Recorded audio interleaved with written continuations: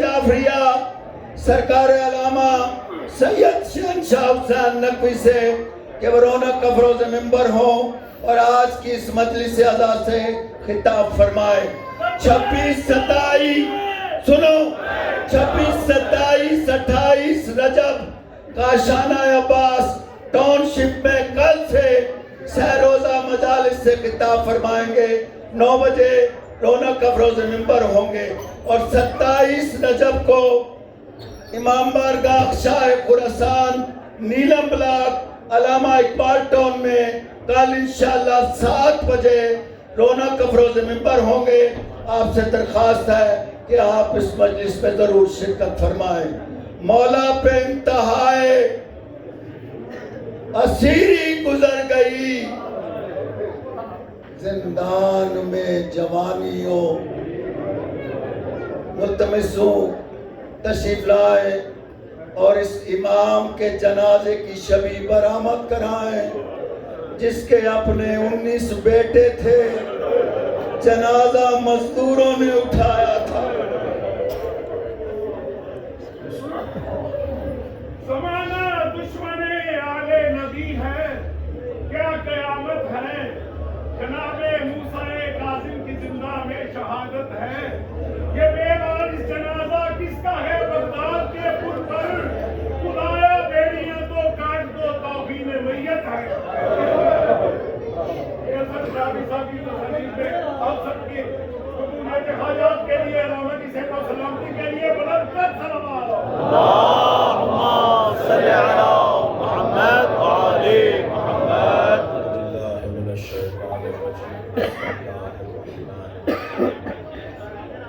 अल्हम्दुलिल्लाहिल्लज़ी ला यबलुगु मिदहतहुल क़ाइलून व ला युहसी नफ़अहु लाक़िलून व ला युअद्दी الذي ليس لصفته حد محدود ولا نعت موجود ولا وقت معدود ولا أجل ممدود فترى الخلائق بقدرته ونشر الرياح برحمته والصلاة والسلام على الرسول المسدد المصطفى الأمجد المحمود الأحمد سيدنا ومولانا ومولى الكونين جد الحسن والحسين وعاني بالقاسم محمد صل على محمد وآله الطيبين الطاهرين المعصومين الذين قال الله إنما يريد الله ليذهب عنكم الرجس أهل البيت ويطهركم تطهيرا. اللهم صل على محمد وآل محمد. لعنة الله عليهم أجمعين من يوم عداوتهم إلى قيام يوم الدين. أما بعد، قال الحكيم في قرآن الكريم: بسم الله الرحمن الرحيم. ويقول الذين كفروا لست مرسلا قل كفى بالله شهيدا بيني وبينكم ومن عنده علم الكتاب. صلوات. اللهم صل على محمد وآل محمد. سورہ مبارکہ رعد آخری آیت نشان 43واں. اللہ اپنے اس کلام میں نبی کی رسالت پر 2 گواہوں کو پیش کر رہا ہے. ایک گواہ خود اللہ اور ایک گواہ ہر زمانے میں ایک ایسا فرد جس کے پاس ہر کتاب کا جو آسمان سے نازل ہوئی ہے اس کا علم. اس لیے کہ اکثر بھائی الف لام لگا ہوا ہے کتاب پر، یعنی جتنی بھی کتابیں ہیں، پہلے تو جو میں اور آپ کتاب لکھتے ہیں وہ کتاب نہیں ہے، کتاب ہے ہی وہ جسے اللہ لکھے. تو تورات، زبور، انجیل اور پھر قرآن، تو اور صحف موسیٰ و ابراہیم، اور سینکڑوں کی تعداد میں آسمان سے کتابچوں کی شکل میں اور ایک صفحے کی شکل میں بھی جو صحیفے آئے، وہ سب کتاب ہے. تو جو کچھ آسمان سے آیا اس کا جو عالم ہو وہ ہر زمانے میں ہونا ضروری ہے. ذرا ترجمہ غور سے سنیے گا. وَيَقُولُ الَّذِينَ كَفَرُوا لَسْتَ مُرْسَلًا، جنہوں نے کفر اختیار کیا ہے وہ کہتے ہیں اور کہتے رہیں گے. منکرین رسالت صرف نبی کے زمانے میں نہیں تھے، ہر دور میں نبی کی رسالت کے منکر رہے. تو جب ہر دور میں منکرین رسالت رہے تو نبی کی رسالت پر گواہ بھی ہر دور میں ہوگا. اللہ ہر دور میں رہے گا، اس پہ تو کوئی بحث ہی نہیں، اس لیے کہ وہ ازلی اور ابدی ہے. فضیلت یہ ہے کہ اللہ نے اپنے ساتھ قل، اے میرے حبیب کہہ دیجئے، کفا باللہ شہیداً بینی و بینکم، میرے اور تمہارے درمیان رسالت پر گواہی کے لیے اللہ کافی ہے. ومن عنده علم الکتاب، اور اللہ کے ساتھ وہ کافی ہے. کفا باللہ شہیداً بینی و بینکم، میرے اور تمہارے درمیان اللہ کافی ہے. یہ جو واو آ رہا ہے نا، ومن عنده علم الکتاب، یہ واو واو عاطفہ ہے. یعنی جیسے اللہ کافی ہے ایسے ہی اللہ بیان کر رہا ہے کہ وہ جس کے پاس ساری کتابوں کا علم ہے. بہت روشن بات ہے کہ اللہ کتاب نازل کرنے والا ہے اور علی اترتا ہوا دیکھنے والا ہے.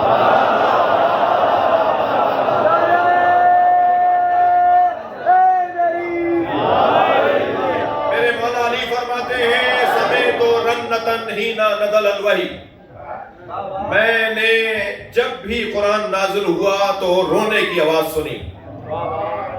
پوچھا یا رسول اللہ ما ہذہ الرنہ، یہ رونے کی آواز کیسی ہے؟ فرمایا ھذا الشیطان، جب مجھ پر وحی نازل ہوتی ہے تو شیطان بلبلا کے روتا ہے. یاد رہے کہ بلبلا کے آیتوں کے نازل ہونے پہ رونے والے کو شیطان کہتا ہے.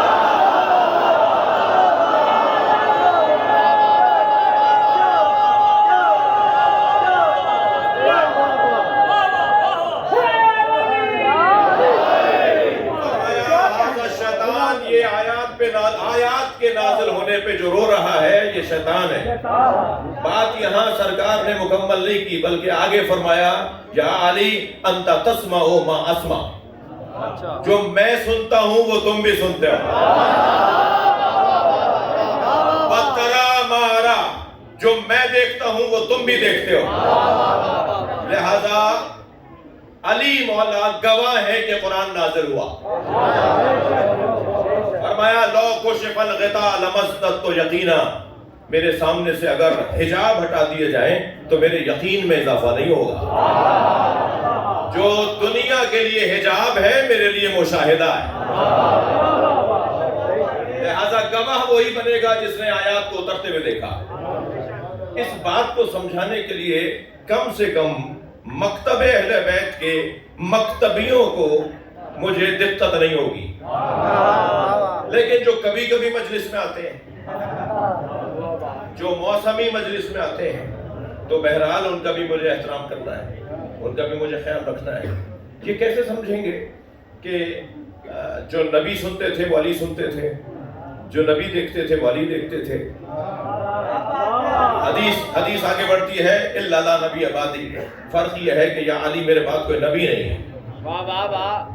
میرے بعد کوئی نبی نہیں ہے، مگر جو میں دیکھتا ہوں تم دیکھتے ہو، جو میں سنتا ہوں تم سنتے ہو.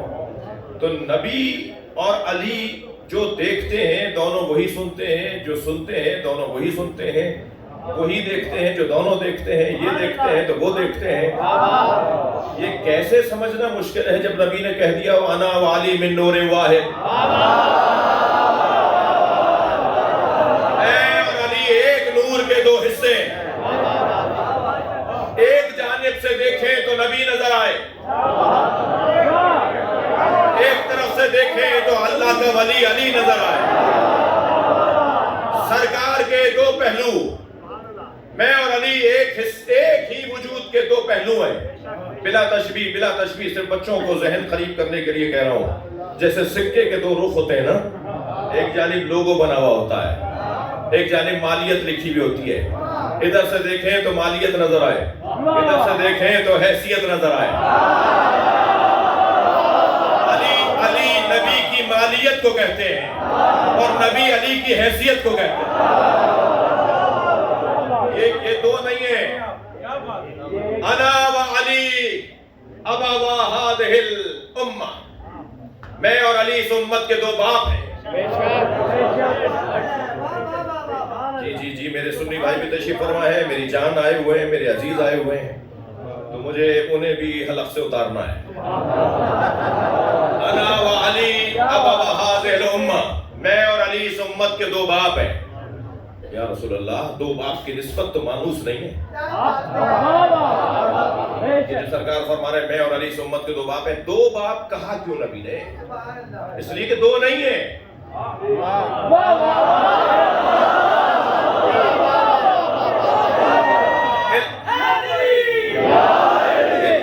نبی آبادی کو حاکم رکھیے گا۔ ہر فضیلت جو نبی کے ساتھ علی کی ہے اس پر الا لا نبی آبادی، میرے بعد کوئی نبی نہیں ہے، اس ایک جملے کو حاکم رکھیں گے، الجھنیں دور ہیں۔ جی ہمیں کوئی نہ بتائے کہ اسلام کیا ہے، ہمیں کوئی نہ سمجھائے کہ توحید کیا ہے۔ تم ہاتھ پیروں والا اللہ رکھنے کے باوجود بھی مسلمان۔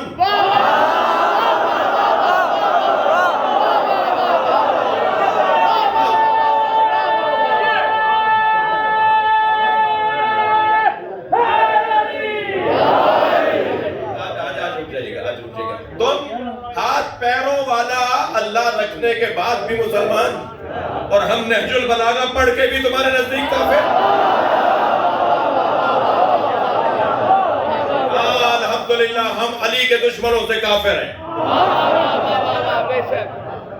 منکر ہیں، نہیں مانتے۔ توجہ ہے؟ یہ کیوں فرمایا کہ میں اور علی اس امت کے دو باپ ہیں؟ جب تک بچہ بالغ نہ ہو جائے باپ کی تربیت کی ضرورت ہے۔ اگر کسی کا نابالغ بچہ کسی کا شیشہ توڑ کر آ جائے تو پیسے باپ کو بھرنے ہیں۔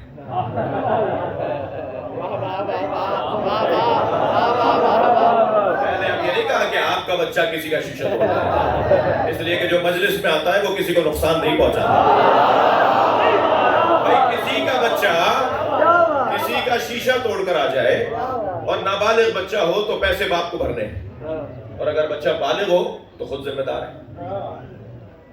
یعنی 15 سال سے زیادہ کا لڑکا اور 9 سال سے زیادہ کی لڑکی اگر کسی کا نقصان کر کے آئے تو خود ذمہ دار ہے۔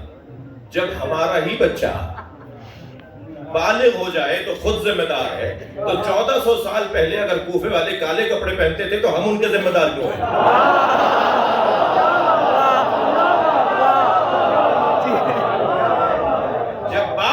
ذمہ دار نہیں ہے۔ اچھا عجیب منطق ہے ان کی، جب ذمہ دار بنانے لگے تو 1400 سال پہلے والے کوفیوں کو ذمہ ہمارے اوپر ڈال دیتے ہیں، اور جو یزید کو بٹھا کے گیا وہ ذمہ دار نہیں ہے۔ بھائی صلوات پڑھنے محمد و آل محمد۔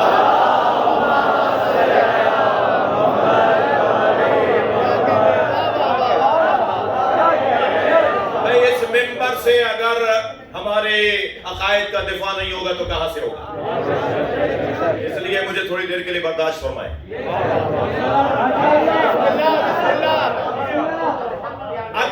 اگر اولاد بالغ نہ ہو تو باپ کی تربیت ولایت کی ضرورت ہے۔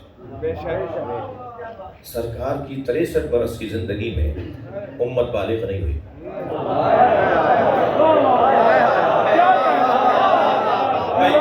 بات جا رہی ہو تو گردن ہلائیے گا۔ لہذا ضرورت ہے کہ باپ رہے۔ تو نبی نے پردہ فرمایا تو علی،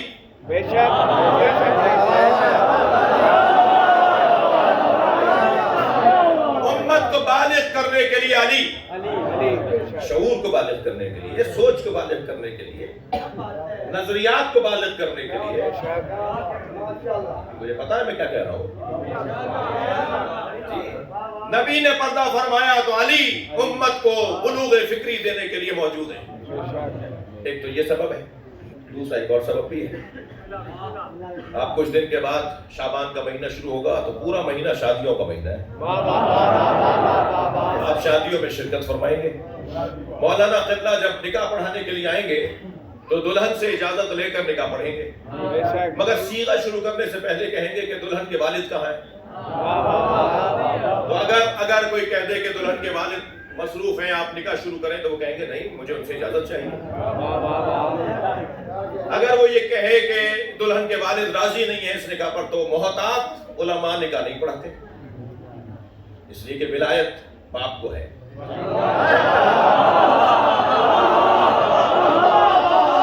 ولی اگر اجازت نہیں دے رہا یا ولی اگر ہے نہیں، کبھی کہیں دیکھا آپ نے، کبھی سنا، اور کبھی ایسا ہو تو کبھی سنیے گا، اور سنے تو مجھے بتائیے گا کہ کسی نے کہا ہو کہ باپ اگر نہیں ہے یا اجازت نہیں دے رہا تو کوئی بات نہیں، اماں ہے، اماں سے پوچھ لو۔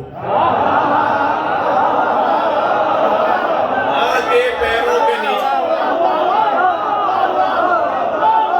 بھائی ماں کے پیروں کے نیچے جنت ہے، مقام بہت بلند ہے ماں کا، مگر ماں ولی نہیں ہے۔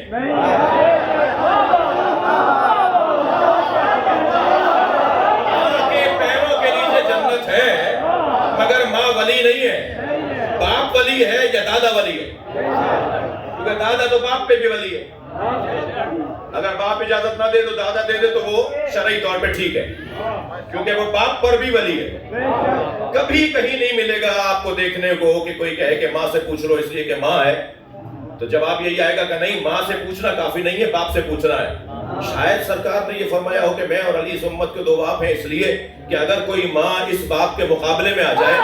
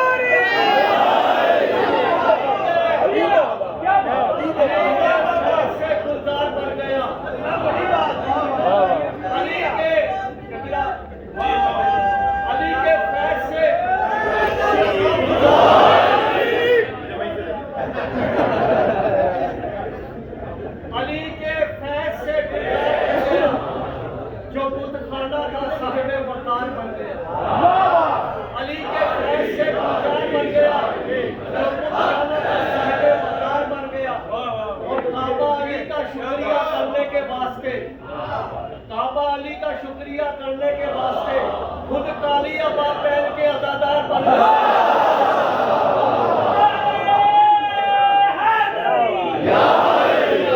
یہ مت دیکھنا کہ وہ ماں کیا کہہ رہی ہے، یہ دیکھنا تمہارا باپ کیا کہہ رہا ہے۔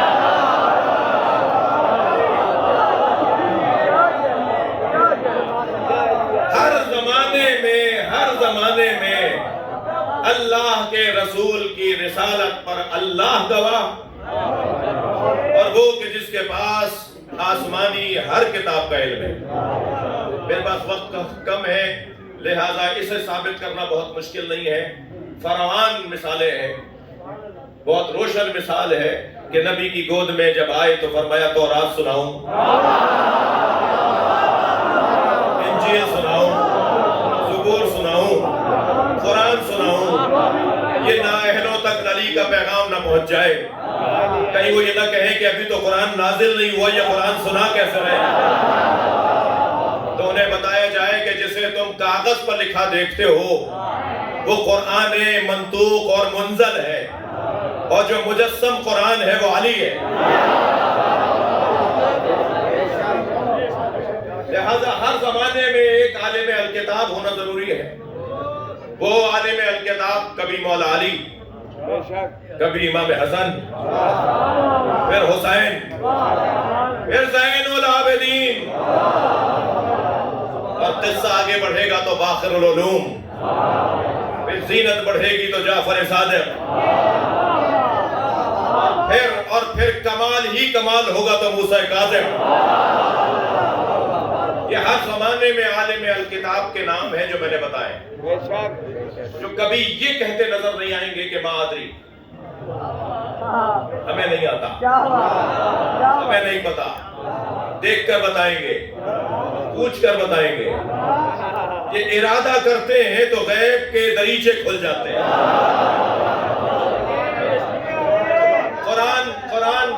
قرآن جن کا وجود ہو، قرآن جن کی ذات ہو۔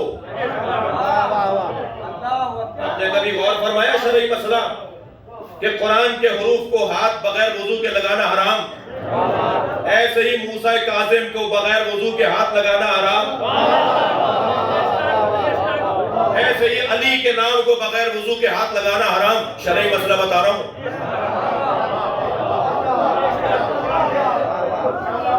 قرآن کی آیات کو ہاتھ لگانا بغیر وضو کے حرام، ایسے ہی ائمہ کے ناموں کو بغیر وضو کے ہاتھ لگانا حرام۔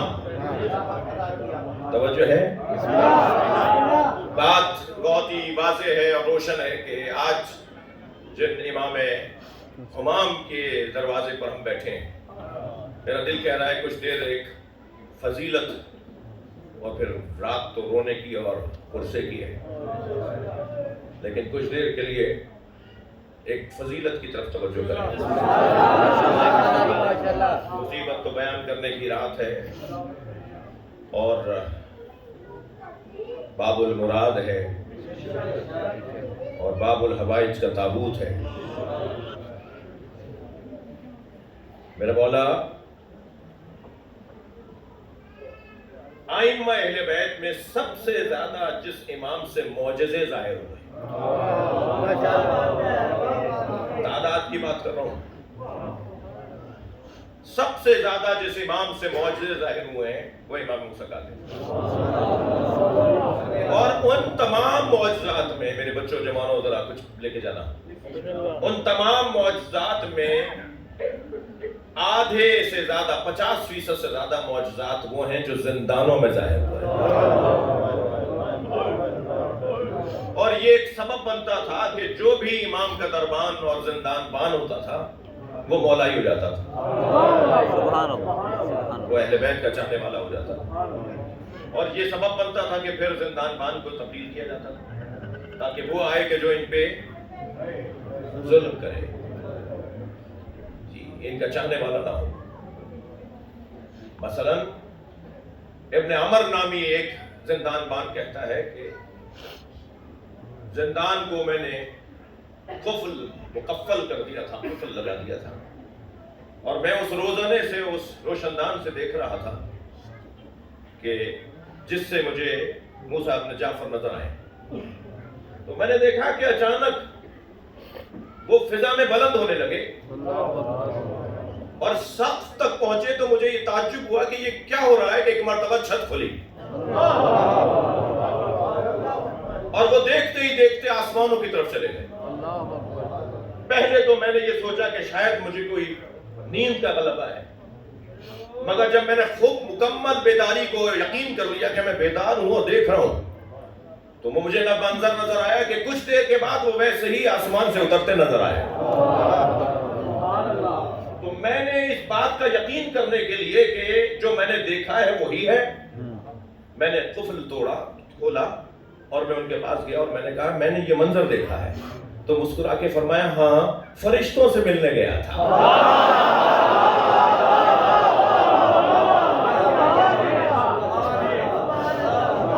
یہ میں نے صرف ایک معجزے کی طرف اشارہ کیا ہے، کثرت سے جس امام سے معجزے ظاہر ہوئے،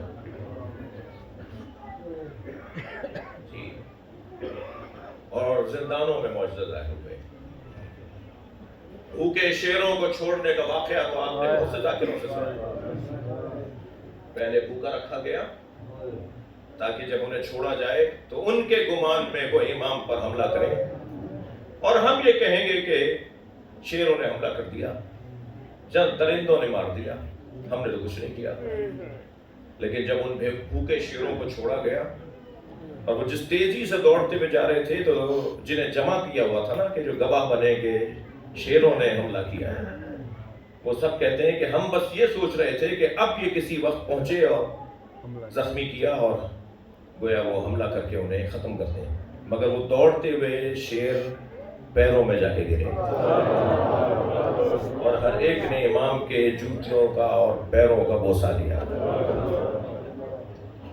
اور جب وہ لپٹ کر امام انہیں پیار کر رہے تھے، وہ امام کے پیروں سے لپٹ رہے تھے، امام کے ہاتھوں کا بوسہ دے رہے تھے، اور امام ان پر شفقت سے اپنا دست مبارک پھیر رہے تھے، تو اس معجزے کو دیکھ کر لوگ متاثر ہو رہے تھے۔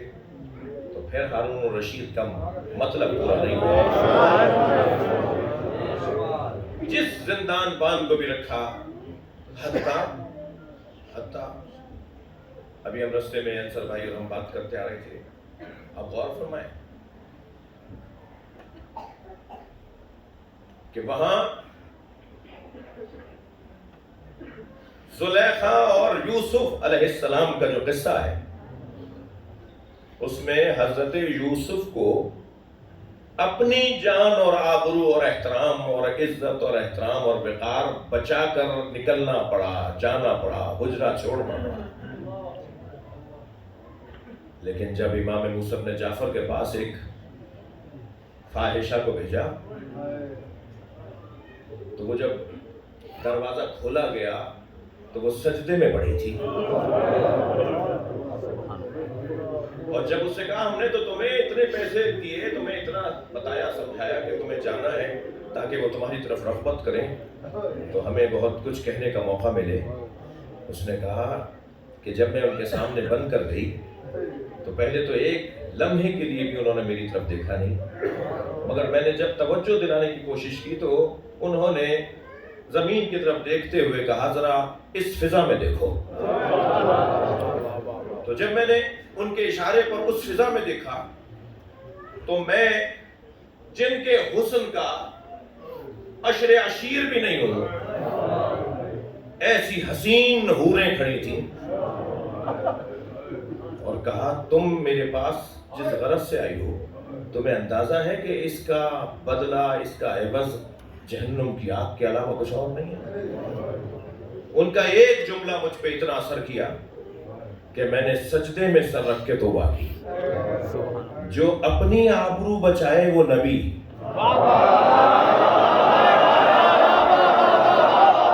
جو دوسروں کو جہنم سے نکالے وہ امام۔ صلوات پڑھیں محمد و آل محمد۔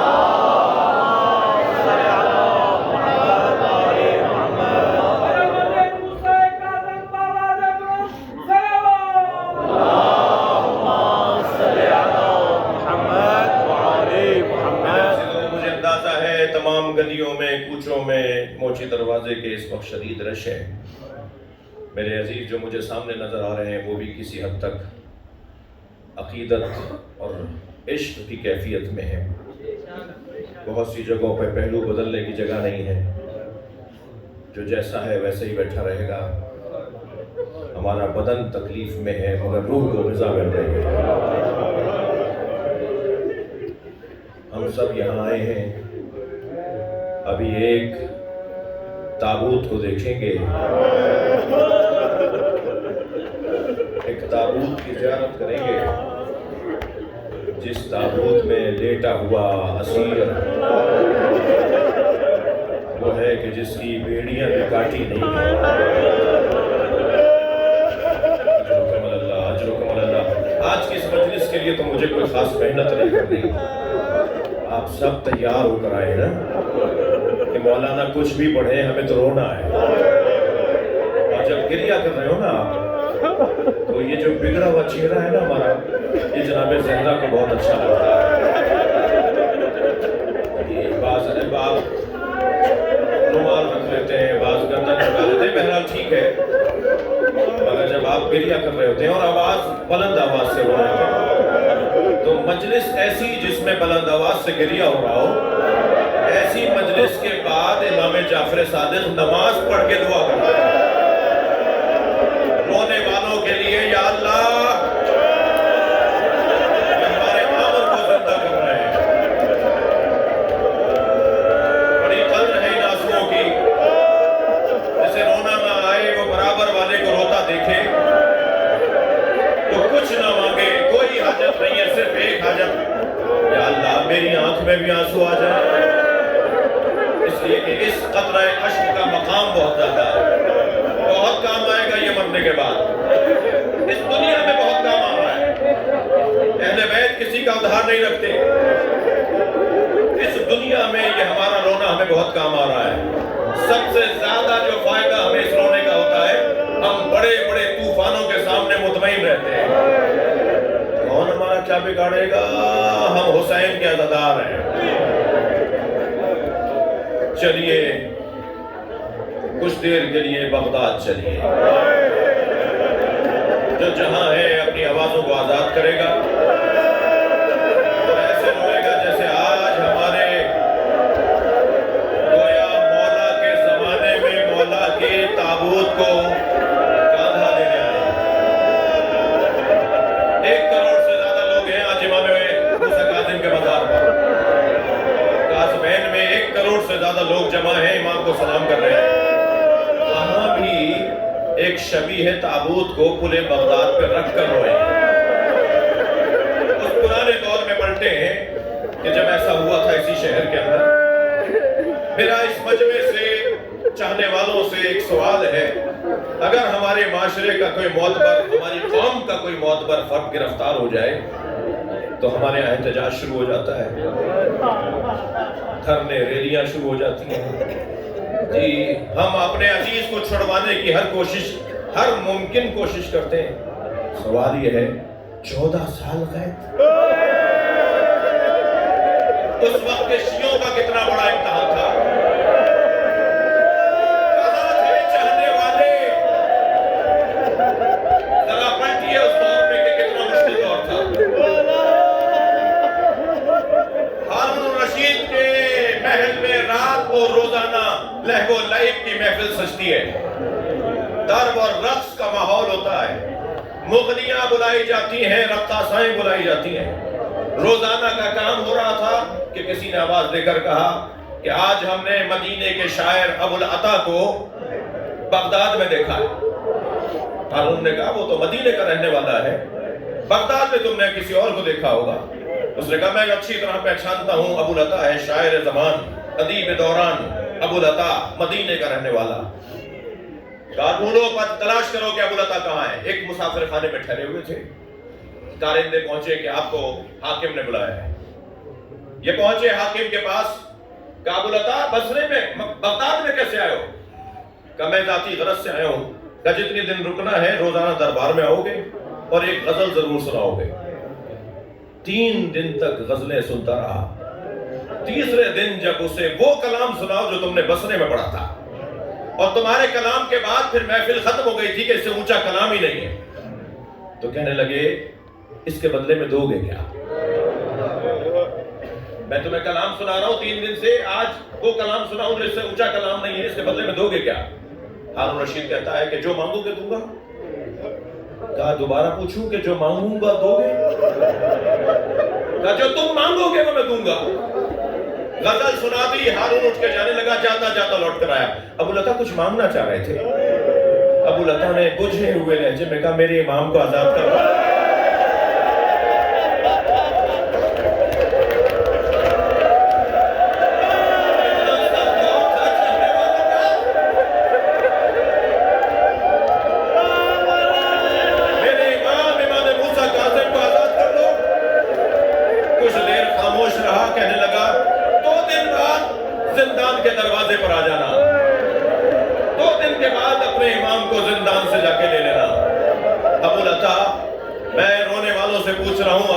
کتنا خوش اپنے مسافر خانے, اپنی زوجہ اور بچوں کے پاس گئے ہوں گے. میں نے اتنے عرصے سے شاعری کی, میں نے اتنے کلام لکھے, آج مجھے قیمت وصول ہو گئی, میری وجہ سے میرا امام آزاد ہو رہا ہے. اجر و کمال اللہ. خوشی گئے, اپنی زوجہ کو جا کے خوشخبری سنائی, بچوں سے لپٹ کے مبارکبادیں دیں. 2 دن کے بعد صبح سے آ کر بیٹھ گئے. زندان کا دروازہ کھلتا ہے, کوئی اسیر لایا جاتا ہے, کوئی اسیر چھوڑا جاتا ہے, اور ہر مرتبہ زندان کا دروازہ کھلتا تھا تو یہ دوڑ کے قریب جا کے کھڑے ہو جاتے تھے. جیسے ہی باہر آئیں گے ہاتھوں کا بوسہ دوں گا, پیروں پہ گر کے کہوں گا مولا بتائیے پہلے